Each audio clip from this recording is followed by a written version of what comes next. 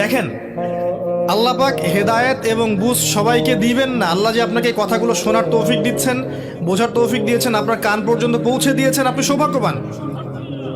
আল্লাহ পাক সবাইকে সুযোগ দিবেন না। 1999টা মানুষ জাহান্নামে যাবে, 1999টা মানুষ জাহান্নামে যাবে। এটা হাদিসে আসছে সহিহ বুখারীতে 4 বার। আর আল্লাহ পাক সূরা আরাফের 179 নম্বর আয়াতে ওটাও বলেছেন, ওয়ালাকাদ যারা'না লিজাহান্নামা কাসীরাম মিনাল জিন্নি ওয়াল ইনস।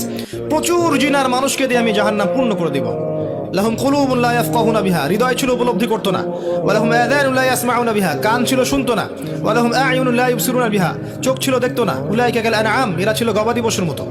বাল হুম আদাল, বরং তার চেয়ে নিকৃষ্ট। উলাইকা হুমুল গাফিলুন। একই ক্যালকুলেশন, 1999 জন মানুষ জাহান্নামে যাচ্ছে। তো আপনি সৌভাগ্যবান, কারণ এই কথাগুলো আপনার পর্যন্ত পৌঁছেছে।